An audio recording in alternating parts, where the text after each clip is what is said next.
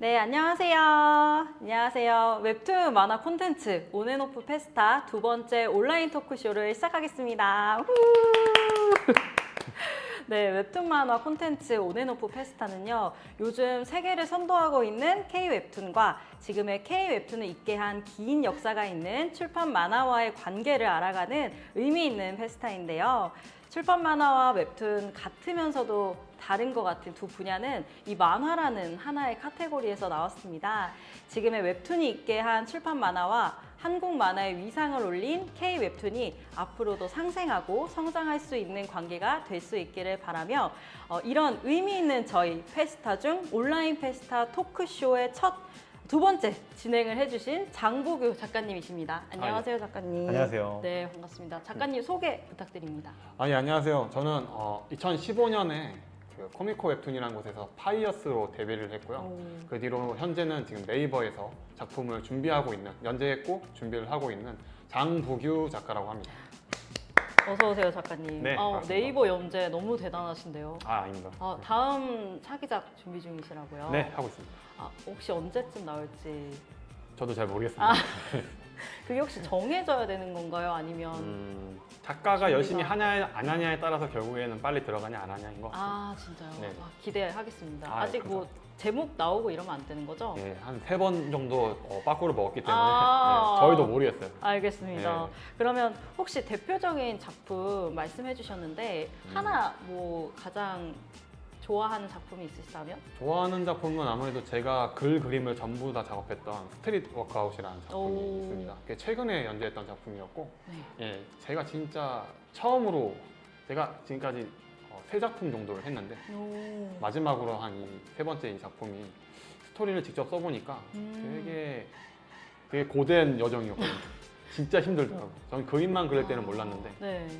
스토리까지 하면서 하니까 이 하루하루가 말라가는 느낌이 있습니다.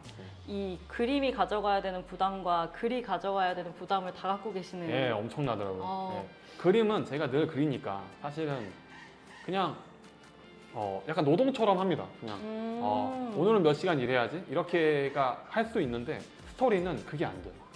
그래가지고 주말에도 쉬지를 못합니다.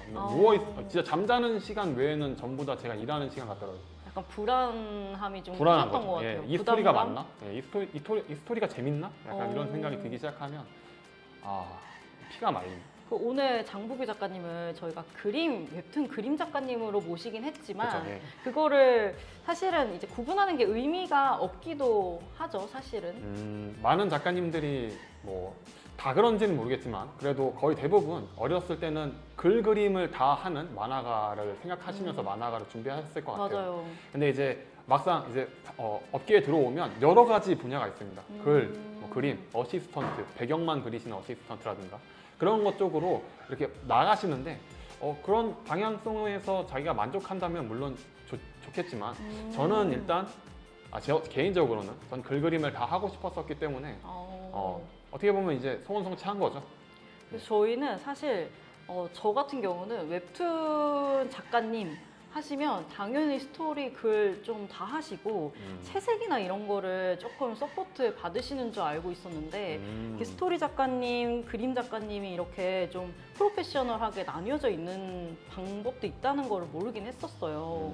저도 처음에는 잘 몰랐는데 그런 식으로 나눠서 하신다라는 얘기 듣고 또 만화는 저는 어렸을 때 되게 소수의 인원이 하는 거라고 생각했습니다. 심지어 혼자 작업하는 거라고 생각했는데 그게 아니라 진짜 뭐 정말 다양한 스태프들과 함께 연계해서 그러니까요. 완성해 나가는 작품이더라고요. 그래가지고 만화가 생각보다 더 되게 고밀도 그리고 고노동의 작업이구나라는 네. 생각을 하게 됐습니다. 웹툰 PD님도 있으시더라고요. 그러니까 그래서 제가 거의 하나의 영화를 만드는 거랑 어떻게 보면 같을 수도 있겠다라는 그렇죠. 네. 생각을 했거든요. 그런 것 같아요.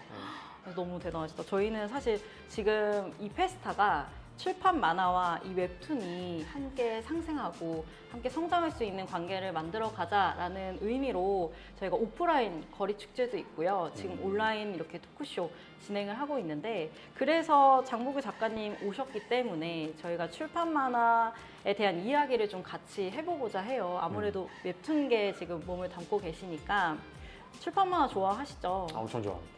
혹시 가장 좋아하는 뭐 아니면 최근에 읽었던 출판 가장- 만화가 있을까요? 최근에 읽어서 제일 좋아하는 작품은 일본 만화인데요. 단다단이라는 작품을 좀 좋아해요. 아, 조금 연출을 보면 좀 올드한데 음. 만화 그림체라든가 내용들이 좀 그림체랑 그 소재를 활용하는 방식이 조금 신선하다고 느껴서 그 그림체가 너무 좋습니다.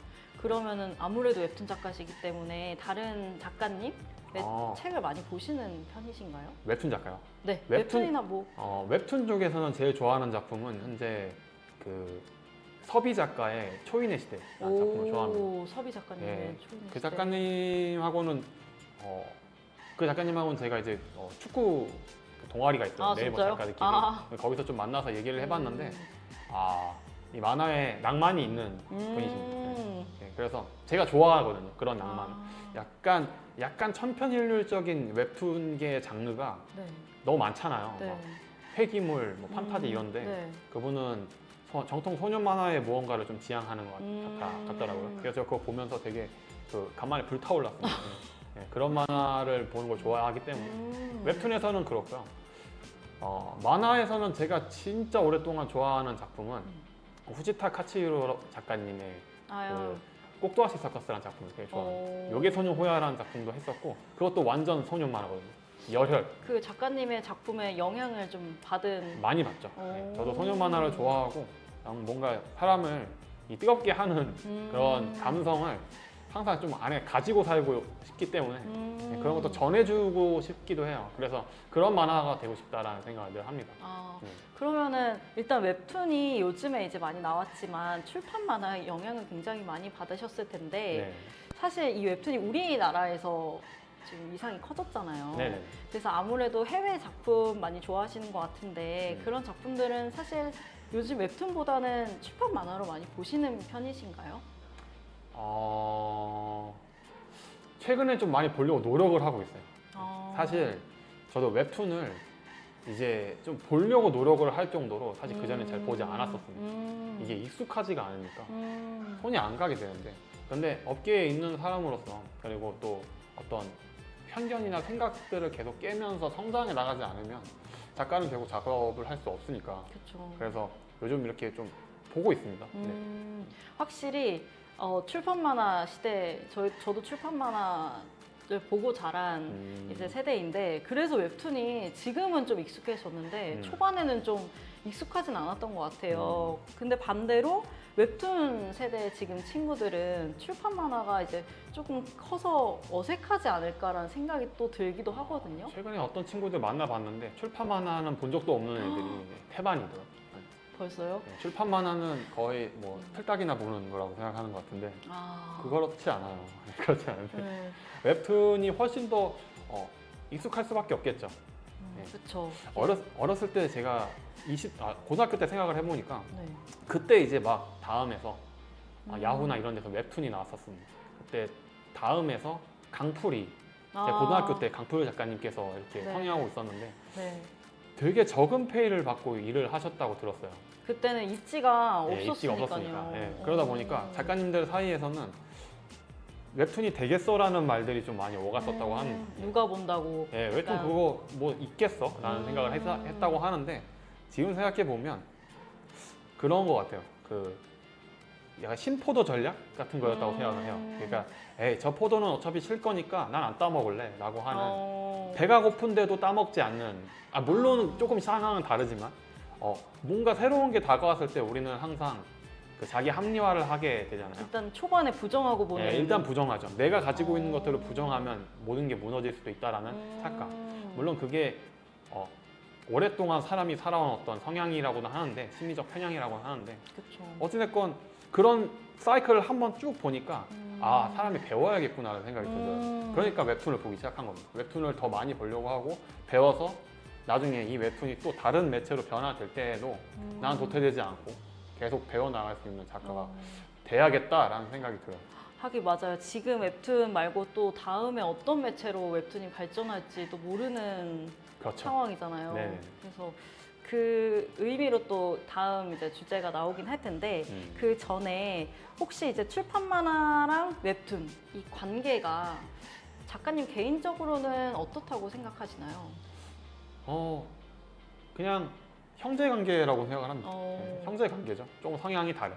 같은 하나의 만화라는 곳에서 나온 네, 둘 다 음악을 하고 있는데 한 명은 클래식을 하고 한 명은 락을 하고 있는 거죠. 그런 느낌이죠. 근데 저는 이제 한번 여쭤보고 싶었던 게 웹툰을 보면서 제가 느꼈던 거는 제가 옛날에 만화를 보던 만화를 뭐 부모님이라든지 저보다 나이가 좀 많은 뭐 선배 언니들은 안 봤거든요. 이거는 이제 아이들만 보는 뭔가 하나의 그런 컨텐츠였다면 지금 웹툰은 제가 보는 거를 뭐 10살 조카가 보기도 하고요. 아니면 5, 60대 부모님도 같이 즐기는 문화가 된 것 같거든요. 그러게요.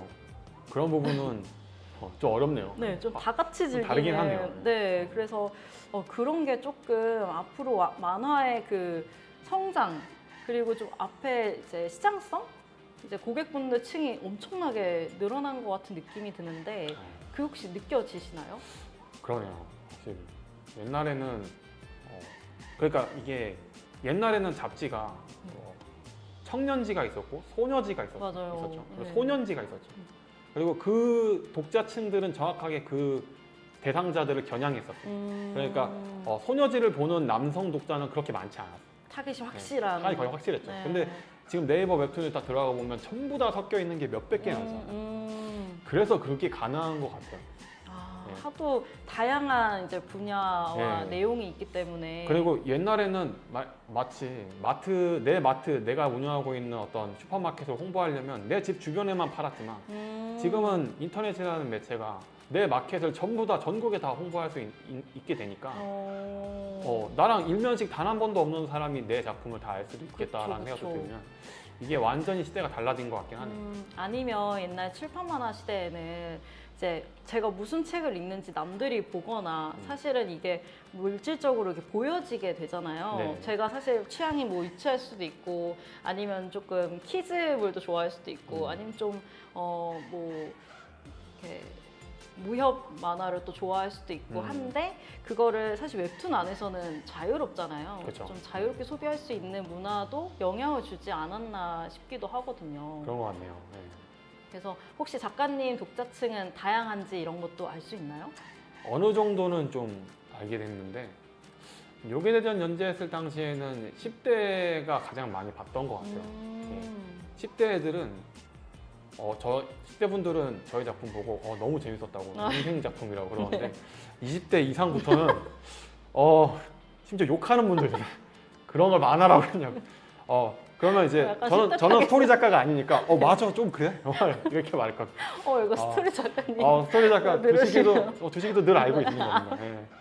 그게 네 실력이야, 두식아. 농담이고. 네. 근데 어떻게 보면 이제- 타겟층을 성공하신 걸 수도 있잖아요. 그렇죠? 사실 저희들은 늘 타깃이 조금 빗나갔었던 케이스였습니다. 파이어스도 네. 약간 미형의 남자들이 나와서 하는, 그래서 여성 독자들을 챙겨가려고 하는 스타일이 컸는데 저희가 여성들이 어떤 남성상을 좋아하는지를 전혀 고려하지 않고 만들었다 보니까 20, 30대 남자들만 보더라고요. 여성들이 안 봐요? 여성들이 안 봤습니다. 아. 여성들은 그런 남자를 안 좋아하더라고요. 그런 거를 다 이제 나오나요? 이렇게 분석. 그게 그쵸, 다 나오죠. 그러면은 좀 방향성을 잡아나가는 데는 또 도움이 되기는 도움이 하시겠어요. 되죠. 예. 출판 보면은 제가 이거는 잘 모르는데 뭐 소비층에 대한 분석이 조금 어렵긴 하죠. 아무래도 웹툰보다는.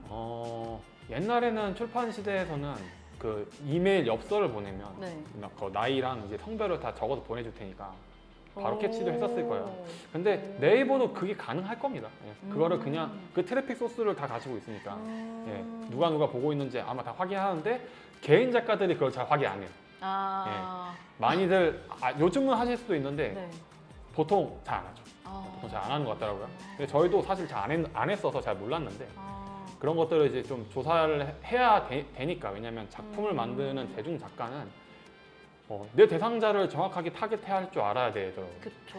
그렇지 않으면 약간 무슨 만화를 그려야 될지도 사실 좀 네. 어려워지고 그리고 결국에는 경제 활동을 위해서 다른 사람들의 즐거움을 제공해 줘야 되기 때문에 나만 즐거워서는 안 되는 것 같더라고요. 그렇다고 한다면 정확하게 목적성을 가지고 사람들에게 그 내용을 전달해 줘야 되는데 그러려면 어느 정도 나이대를 타겟하는 게 좋지 않나 그쵸. 생각합니다. 네. 그러면은 웹툰과 이 출판 만화를 형제 같은 이제 관계로 좀 얘기를 해주셨는데 그 이 둘이 공존이 이제 앞으로 가능할까요? 가령 이제 어느 분들은 출판 만화는 이제 구시대적인 옛날 것이다. 네. 웹툰이 이제 새로운 떠오르는 것이다라고 구분을 짓는 부분들도 없지 않아 있는데 그거에 대해서는 어떻게 생각을 하세요? 일부 공감하고요. 음. 또 꼭 그렇지만도 않다라고도 생각은 듭니다. 왜냐면 지금 음악 듣는 방식이 MP3조차 요즘 거의 듣지 않죠. 네, 그쵸. 이제는 유튜브 스튜디오나 아니, 유튜브 뮤직이죠. 유튜브 네. 뮤직이나 이런 것들로 그냥 라이브 스트리밍으로 그냥 들어버리면 되니까 MP3조차 없어지고 있는 시대인데 희한하게 LP가 되게 잘 팔리잖아요. 그 그쵸. 축전으로 비싸게. 듣는 네. 엄청 비싼데도 이게 팔리는 걸 보면 오히려 다른 니즈가 또 부상하는 식으로 출판도 그런 식으로 가지 않을까 생각도 들어요. 어떻게든 살아남을 것 같습니다. 우리가 라디오를 진짜 저 고등학교 때 20년 전에도 거의 20년 전이죠. 20년 전에도 네. 라디오는 굉장히 구시대 유물이었지만 그쵸. 누가 들어 약간. 네, 그런 거죠. 근데 저는 많이 들었거든요. 그리고 지금도 많이 듣고 계시잖아요. 그런 걸 보면 거기서만 주는 어떤 감성이 있는 것 같아요. 그리고 거기서 주는 사회적 유대감도 있는 것 같습니다.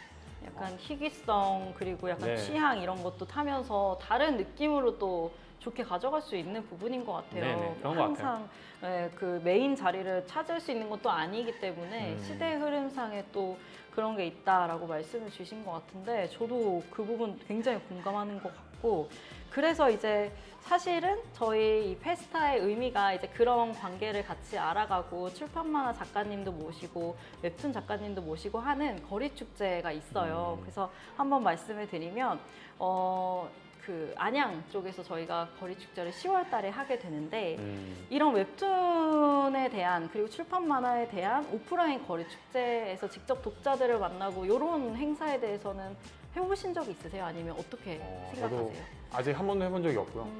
되게 떨릴 것 같긴 하네요.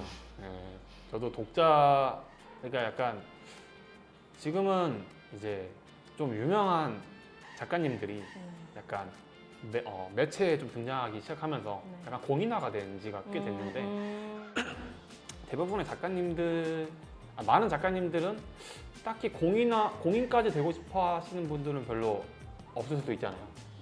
네. 그러니까 근데 이제 팬미팅이나 이런 거는 옛날부터 늘 있었으니까 그 정도 수준의 어떤 이벤트라고 한다면 좋아하시는 작가님들 많을 거예요. 왜냐하면 소통하고 싶고 내 작품을 누가 좋아하는지 보고 싶고 더 좋은 작품을 만들고 싶어 하실 테니까 네. 분명 이런 행사가 또 긍정적인 부분과 부정적인 면 사이에서 작가들에게 좀 즐거움을 주지 않을까. 그럴 것 같아요. 네네. 그래서 일단 출판 만화와 이제 웹툰 마지막 질문인데요. 네네. 세 가지 작품 하셨잖아요. 네. 이 작품들을 혹시 웹툰에만 지금 연재를 하셨는데 한 번쯤은 나의 작품들을 이렇게 출판 만화로 한번 제작해보고 싶다라는 생각을 하신 적이 있으실까요? 있었죠. 네. 뭐 지금도 안 하고 싶다거나 뭐 그런 건 아닙니다.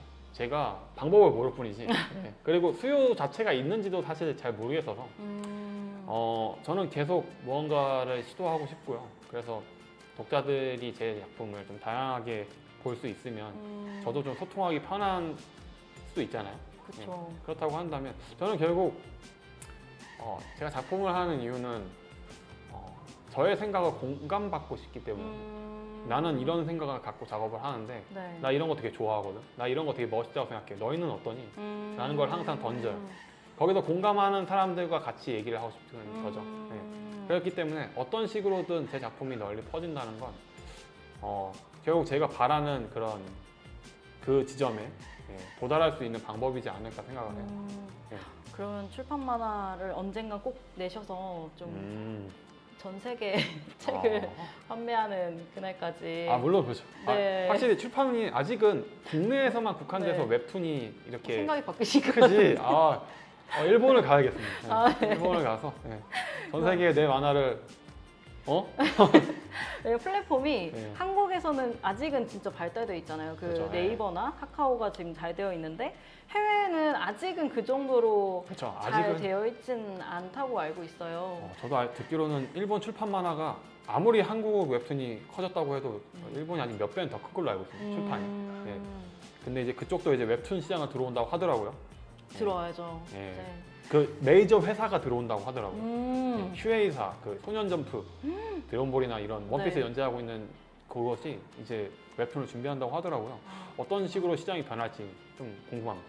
저희가 참 빠르게 변화한 거는 진짜 맞는 것 같아요. 네.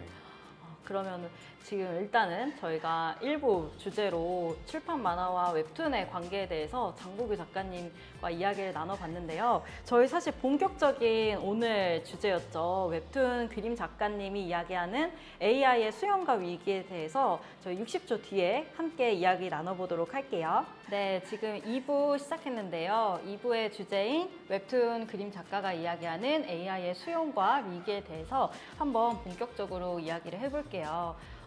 작가님 혹시 웹툰 그림 작가로서 AI 기술의 등장에 대해서는 어떻게 생각하시나요? AI 기술은 저는 그냥 새로운 그냥 만화 도구가 생긴 것 같다라는 생각을 해요.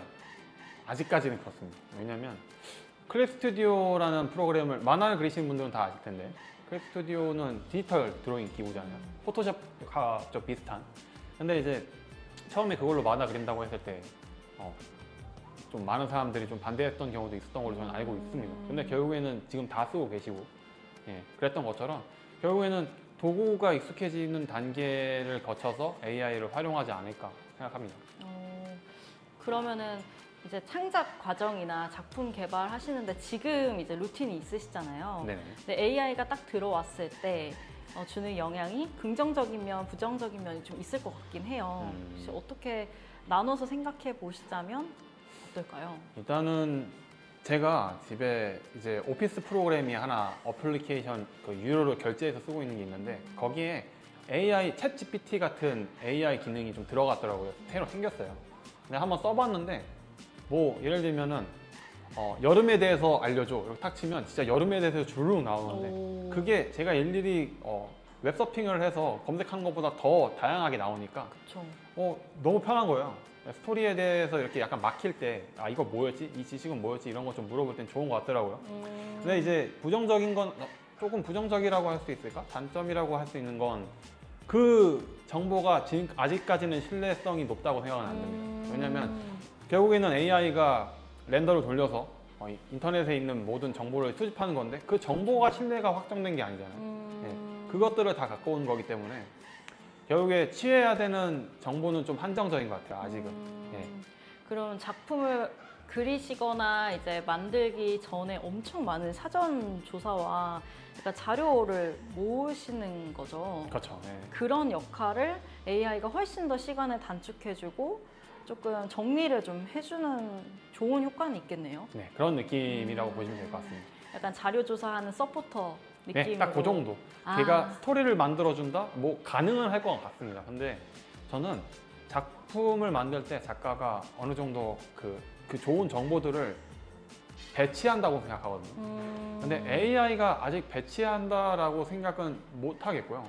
오히려 그 배치하는 능력들이 작가가 사람이 했을 때 네. 약간 그 허술함에서 나오는 개성이라고 생각을 해요. 그 작가의 매력을 그 허술함에서 느낄 수 있다고도 생각합니다. 그래서 저는 AI가 모든 작업을 대체할 수 있다는 거에 대해서는 아직은 이해하기 어렵습니다. 그러면 일단은 AI를 활용한다고 가정을 했을 때 이 웹툰 작업이 이제 작가님의 창의성에 대해서는 어떻게 영향을 줄 것 같아요? 그러니까 작가님께서 작품을 만드실 때 사용하는 창의성이 어쩌면 이 AI가 싹 만들어준 이 자료 조사나 이런 베이스에 의해 갇힐 수도 있지 않나라는 생각이 들거든요. 결국에는 작가가 조금 소신을 갖고 사용하느냐 안 하느냐에 좀 달리지 않았을까. 작가님들마다 차이는 좀 있겠지만 그냥 시장에서 많은 수익을 얻기 위해서 하시는 작가님도 계실 거고 나의 생각을 투영하려고 하는 작가님들이 계실 텐데 결국 윤리적인 측면에서의 판단밖에 할 수 없는 상황이잖아요. 법이 없으니까. 네. 네, 법이 없으면 무분별하게 사용될 것 같습니다. 왜냐하면 이 자본주의 사회에서 돈을 버는 게 결국엔 힘이라고 생각하는 사람들이 굉장히 많기 때문에 네. 그래서 어느 정도 적정선에서 제가 생각하는 지점은 이제 작가의 창의성과 독자와의 연결성이 뭐 작가가 작품에서 전달하고 싶은 메시지라면 네. 저는 크게 문제가 되지 않을 거라고 생각합니다. 저도 들은 얘기지만 일본의 그 어떠한 작가님께서 근데 그 작가님께서는 제가 보니까 배경을 AI로 쓰시는 것 같더라고요. 아, 배경만요? 예, 배경을. 예를 들면은 그냥 뭐 건물 같은 것도 그렇고 네.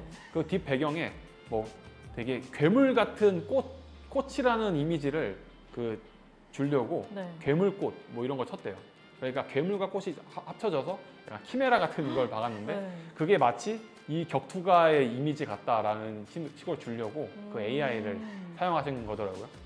이런 식으로도 활용하면 재밌구나, 좋다라는 생각이 딱 들더라고요. 네. 그래서 AI를 굉장히 잘 활용한 그렇죠. 예시로 네, 되게 괴물 같다는 느낌을 주기 위해서 AI를 활용한 거죠. 도구를 쓴 거죠. 네, 우리가 클립 스튜디오를 사용해서 네. 네, 그냥 톤 갖다 붙이는 거랑 똑같은 네, 너무나 쉽게 톤을 갖다 이렇게 붙일 수 있는 것처럼. 근데 그게 나쁘다고 생각하지는 않습니다. 그래서 어떻게 보면 팀전으로 이끌어갔던 하나의 웹툰 팀이 네, 어떻게 보면 어시스턴트, 서포터 하시는 분들이 이제 계셨을 텐데 그 역할을 어떻게 보면은 그렇죠. AI가 대신해주는 거죠. 조금 해줄 수는 있겠네요. 네네. 배경을 그린다든지. 그렇죠, 그렇죠. 사실 메인 스토리나 메인 주인공에는 이렇게 영향을 가진 않으면서 좀 시간이 좀 많이 갈 수 있는 부분들은 좀 도와줄 수 있는 존재로 활용을 할 수는 있겠네요. 네, 그렇게 되지 않을까 싶습니다. 그럼 보통 작가님이 등단하실 때 약간 배경도 이제 그리고 처음에 이제 바닥부터 시작한다 이런 단계가 있나요? 아니면 바로 그냥 웹툰 작가님으로 등단하기도 하나요?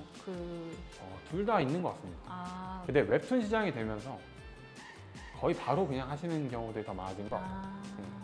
옛날에는 저도 그 시대에 그걸 경험해 보진 않았지만 저 어렸을 때 시대의 작가님들은 다 도제 방식이라고 해서 스승과 제자 관계로 만화를 시작하셨다고 들었어요. 그래서 가가지고 1년 동안 빨래만 하시는 분들도 있었어요. 네. 진짜 빨래만. 배우고 싶어서요? 예, 그냥 옆에서 진짜 거의 서당계 마냥 이렇게 지켜보면. 근데 그게 열정페이가 아니었고 자기가 돈을 내가면서 그렇게 배웠던 시대의 사람들이었잖아요. 그런 거. 근데 지금은 이제 그렇지 않죠. 그러면은 사실 이 AI의 이 등장이 뭐 어떤 사람들에게 피해를 간다기보다는 오히려 더 웹툰 주인공으로서 메인 작가로서 등단하는데 또 도움이 되고 좀 이렇게 든든한 하나의 진짜 말씀대로 도구가 될 수 있겠네요. 네네, 그렇죠. 지금은 그렇게 생각합니다. 그렇군요. 그러면 이제 이럴 때 AI가 이제 진짜 도구가 됐다라고 가정을 했을 때 이 작가님의 그림에서 작가님의 역할과 이 AI의 역할이 어떻게 좀 나뉘어질까요? 보통은 원래 어떻게 작업을 하세요?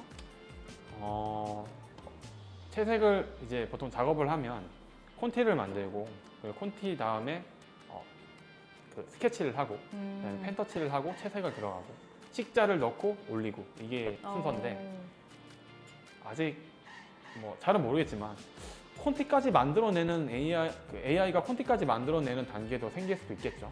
지금은 채색도 충분히 할 수 있는 것 같고 네. 배경도 만들어낼 수 있으니까 이미 후반부의 작업 분량은 AI가 다 할 수 있다고 생각을 해도 되는 수준인 것 같아요. 그럼 배경 채색을 색깔을 정해주지 않아도 알아서 채색을 하나요? 네네. 그런 이미 AI로 만든 웹툰이 그 해외에서 누가 만들어서 이렇게 올린 것도 있더라고요. 네, 그런 걸 보면 그럼 작가님이 원래 스타일이 있으신데 네. 그거를 AI가 알고 채색을 하는 건가요? 근데 그 외국의 작가가 올린 걸 보니까 정밀하진 않더라고요. 네, 아직까지는 그 정도 수준인 것 같습니다. 아직은 그냥 어느 정도 미리 뭔가를 할 수 있는 정도의 네, 그 정도인 것 같아요. 그러면 나중에는 그러면 일단 메인은 작가님이 가져가시되 그 배경 채색이나 이런 콘티 작업까지는 그래도 AI가 할 수 있지 않을까라는 말씀이시죠. 콘티 이후에 있는 작업들, 그러니까 펜터치 이후의 작업들은 아마 AI가 좀 할 수 있을 것 같은데 콘티는 아직 잘 모르겠습니다. 네. 콘티는. 근데 콘티도 할 수 있지 않을까 생각해요. 왜냐면 그 연출의 기법이 결국 있는데 그걸 학습만 하면은 저는 개인적으로 콘티 만드는 걸 굉장히 싫어하기 때문에 콘티 누가 만들어주면 참 감사할 것 같아요. 되게 긍정적으로 지금 바라보시는 것 같은데. AI 만세요. 네. 이건 좀 위험한 발언이었어요. 그러면 긍정적으로 이제 보셨지만 혹시 정말 AI가 진짜 너무 이제 고도화되고 학습이 잘 됐어요. 그랬을 때 뭔가 개성이 있으시고 이제 강력한 분들도 있겠지만 정말 사실 웹툰 작가님이 될 수 있는 되게 한정적인 사람들이었잖아요. 사실 그림 잘 그리고 글 좀 잘 쓰시는 분들이 이제 웹툰 작가님, 웹툰 스토리 작가님이셨는데 AI를 활용해서 정말 그렇지 않은 일반인들까지 이제 웹툰계로 마구잡이로 이제 들어올 텐데 그 부분에 대해서는 어떻게 생각하세요? 경쟁자가 많아지면 불안하겠죠. 네. 근데 조금 농담이고 저는 다양한 시도를 하는 사람들을 볼 때마다 좀 대단하다고 생각하면서 동시에 그래서 배웁니다. 네. 음악을 넣을 생각을 어떻게 했지? 웹툰에다가 그쵸. 그런 거 있잖아요. 네. 효과음도 웹툰에다가 넣고. 왜 어떻게 그런 걸 넣었어요? 움직이는 것까지 GIF를 웹툰에 넣을 생각을 어떻게 했지? 그런 발상 자체가 너무 신기한 거예요. 이제 AI 가지고 뭘 할지도 궁금해요. 네. 약간 네. 많이 열려 계시네요. 근데 이제 AI가 늘 불안하다고 생각하는 지점은 법이 아직 없다는 거죠. 네. 무분별한 사용이 결국엔 그 대가를 누군가 지게 해야 그쵸. 되니까 그거를 회사가 질 수도 있을 거고 네. 그런 걸 봤을 때는 조금씩 잘 봐가면서 그러니까 현재 미국에서 AI 때문에 생긴 작가 파업 같은 게 네. 작가 조합이 파업을 한 것처럼 무분별한 AI 활용이 그 사람들의 생계를 위협해서 이런 큰 반발이 나타날 수도 있겠죠. 근데 AI가 나타나면 결국에는 어느 한 산업이 무너지는 거는 어쩔 수 없는 부분일 수도 있다고 생각을 합니다. 그 부분을 간과하고 그냥 계속 밀고 나간다면 네. 아무 대책 없이 밀고 나간다면 AI는 큰 반발에 부딪히고 발전되기 어렵겠죠. 그렇죠. 그러면은 이제 웹툰 작업을 하실 때 굉장히 새로운 소재 그리고 재밌는 소재, 사람들이 좋아할 만한 소재를 계속 발굴하시고 생각을 하셔야 되는데 그거를 AI와 함께 했을 때 좀 도움이 되는다고 생각을 하시나요? 아니면 그 부분까지는 정말 작가님만이 하셔야 하는 부분일까요? 아직까지는 저는 잘 모르겠습니다. 근데 AI라는 소재 자체가 나타났으니까 저는 AI로 소재하면 되겠네 라는 생각은 단순하게 했거든요. 오히려 네, AI가 가지고 올 어떤 그런 파장들, 그다음에 네. 부정적인 것든 긍정적인 것이든 그런 것들이 결국에는 작가로서는 흥미로운 소재라고 생각을 해요. 네, 그렇습니다. 나중에 차라리 그 재밌는 소재를 찾는 도구로 사용하실 수도 있겠네요. 네, 차라리 그렇게 쓸 것 자료 같습니다. 네. 하고 나서 그러면 일단 그림 작가로서 막 AI가 그림을 그리기 시작한다라고 했을 때 조금 직면할 수 있는 어려움이나 좀 도전이 있다고 보십니까? 저작권이 있을 것 같습니다. 네. 저작권이 아직 아까도 말씀드렸지만 정확하게 규제되어 있는 법이 없으니까 그렇죠. 네, 어느 정도까지 사용을 해야 되는지를 전혀 누구도 모르죠. 지금은 윤리적인 측면으로밖에 얘기를 못 하잖아요. 이거는 좀 아닌 것 같은데. 근데 그런 건 법이 아니잖아요. 네, 그건 사회적인 어떤 통념인 거지. 네. 그 AI가 그린 작품이나 그림이 과연 누구 것인가? 그렇죠. 예. 그런 문제가 있는 것이죠. 그렇죠. 그렇다고 그리고 또 그 AI가 누구의 그림을 가져가서 쓸지도 모르는 건데 예. 만약에 오다이치로 원피스 작가님의 네. 그림을 AI가 가져와서 눈 점 받고 이렇게 흉터 그리면 네. 이거는 오다 선생님의 그림이 아닌가, 이거는 표절이 아닌가 할 수도 있는 거니까요. 그리고 옛날에도 많이 나왔었지만 슬램덩크 작가님이 옛날에 이제 표절 시비에 걸리셨던 것처럼 네. 어떤 사진을 그냥 그대로 갖다가 그 포즈를 그대로 똑같이 그리면 표절이다 라고 했던 시절이 있었거든요. 그것 때문에 막 만화가들 사이에서도 얘기가 있었는데 그런 시비에 걸릴 수밖에 없는 건 법이 없기 때문인 것 같아요. 시민 인식도 아마 필요하겠죠. 네. AI는 지금 이제 막 들어왔기 때문에 어떤 식으로든 간에 파장이 생길 수밖에 없다고 봅니다. 엄청난 과도기가 있을 것 같기는. 예, 그래서 하거든요. 그림 작가들 사이에서는 좀 많이 힘든 일이 있지 않을까. 아. 저도 마찬가지일 거고요. 예, 그런 부분들을 저도 주시하면서 가능하면 저는 개인적으로 그냥 흡수해서 사용하고 싶습니다. 예, 그게 어떤 일들이 벌어질지 모르겠지만 저작권 관련해서 내 거를 가져다 썼다 네. 이런 문제가 좀 있을 것 같아요. 근데 뭐 그게 법적으로 맞는지 아닌지 소유권 문제 분쟁이 조금 있을 수 있겠다라는 그렇죠. 걱정은 있는 것 같아요. 네. 그러면 어쨌든 AI라는 기술이 점점점 대두되고 있으니 이게 잘 사용될 수 있도록 긍정적으로 선순환이 될 수 있는 공존하는 방향을 작가님께서는 어떻게 보고 계시나요? 저도 어디서 보니까 이제 웹툰 스튜디오들이 현재 그 AI 프로그램을 직접 만드시고 계시더라고요. 그래서 자사에서 사용할 프로그램을 만들어서 자신들이 이제 사용하려고 하시는 거죠. 그런 것처럼 법 테두리 안에서 사용하는 방식으로 접근을 하고 계시는 거 보면 어떻게든 방법을 찾고 있는 것 같아요. 만화계에서도. 컨트롤을 할 수 있는 예, AI로. 이게 무분별하게 사용되면 안 된다라는 걸 이미 알고 있고 그런 지점에서 스튜디오들은 사용하려고 계속 노력을 하시더라고요. 예, 제재하려는 것보단 먼저 시도하고 거기서 나오는 파장들에 그 다음에 대응을 하자 이런 방식으로 가시는 것 같아요. 저는 그런 방향으로 나아가는 걸 저도 지향하는 바라 그렇게 하다 보면 반드시 반발은 생기지만 네. 그 반발은 필수 불가결? 네, 그런 생각도 들어요. 결국 그게 있어야만 법이 선을 그어줄 수 있겠죠. 법이라는 게 어디까지 선을 그어줘야 되는지 나타날 수 있는 거니까 네. 그런 부분이면 언젠가는 다양한 규제도 생기고 하면 안정화될 거고 예, 방금 말씀하신 것처럼 가능성이 있지 않을까 생각합니다.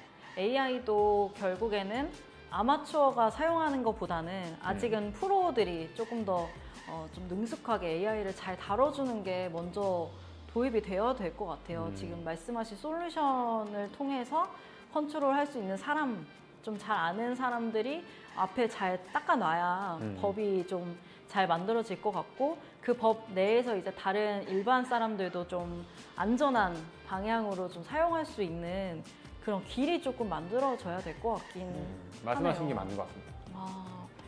네, 그러면 일단 독자와 소통하시잖아요. 네. 그 팬분들과 소통하실 때 어떻게 지금 하고 계세요?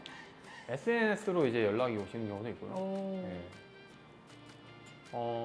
작품의 댓글 그렇죠. 로도 댓글로도 소통 보고요. 제일 네, 많이 댓글로도 하시죠? 많이 보죠. 네, 그래서 네. 그게 그 두 개가 가장 큰 것 같습니다. 따로 뭐 메일도 오시나요?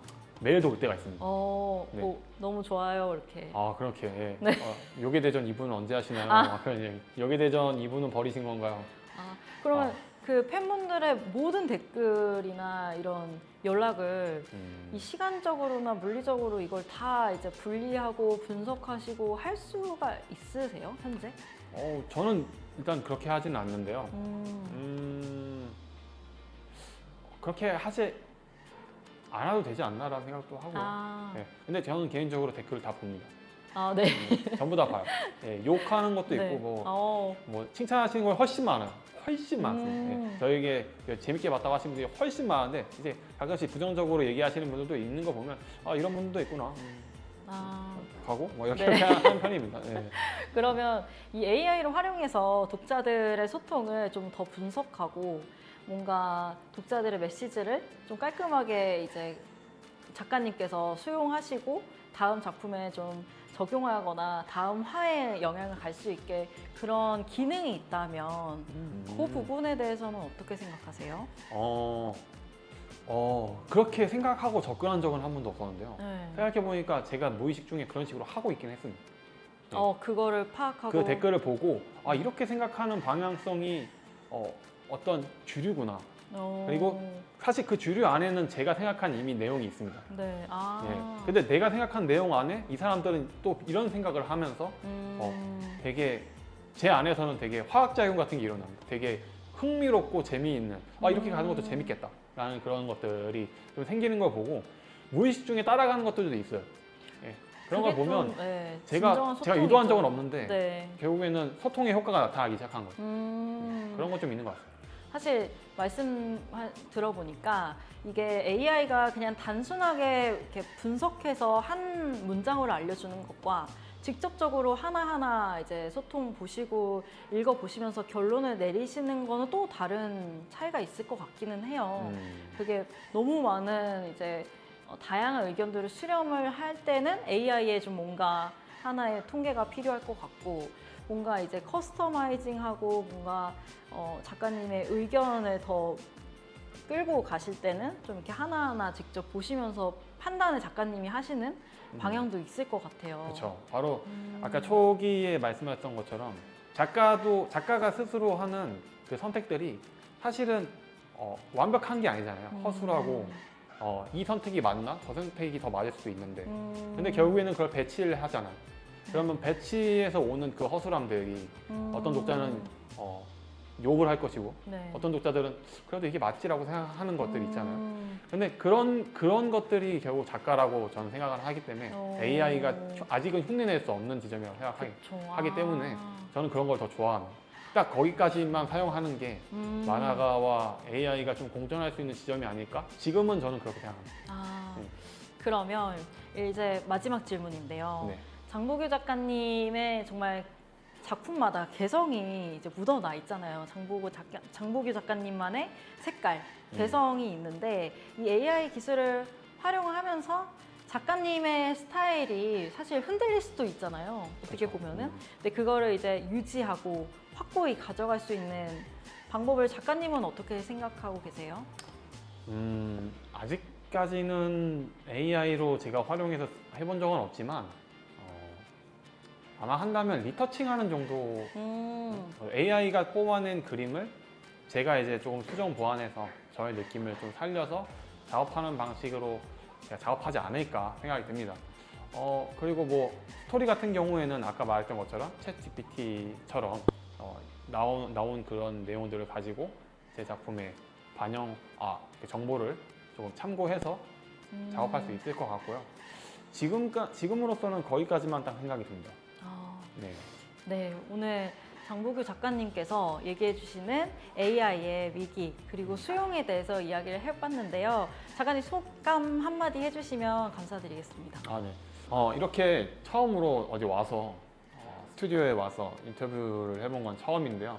되게 저 스스로도 좀 다양하게 생각을 해본 계기가 됐습니다. 스스로 머릿속으로만 생각을 하고 정리를 하는 것보다 다른 사람들의 의견을 듣고 저도 같이 공감하는 이런 시간이 있는 게 저한테도 좀 좋은 시간이었던 것 같아요.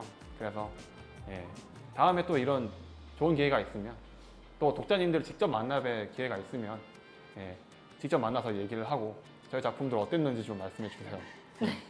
그리고 더 다양한 작품으로 만날 수 있었으면 좋겠습니다.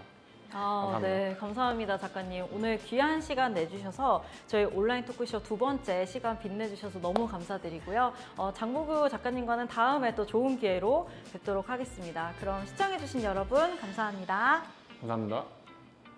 예, 안녕하세요. 투낸설의 김 교수입니다. 여러분하고 함께 방송을 만들어 가고 싶어서 공지를 하나 하겠습니다. 웹툰이나 다양한 미디어 콘텐츠로 궁금하신 것이 있으면 언제든지 댓글을 남겨주시거나 아니면 저희한테 연락을 해주시면 열심히 노력해서 여러분의 궁금증을 해결해 드리도록 하겠습니다. 모시고 싶은 작품, 모시고 싶은 작가, 아니면 본인이 직접 나는 여기 출연해서 나도 한번 이야기를 하고 싶다. 내가 내공이 깊다. 그런 분들도 언제든지 환영합니다. 함께 만드는 우리의 유튜브를 만들어 갑시다. 감사합니다.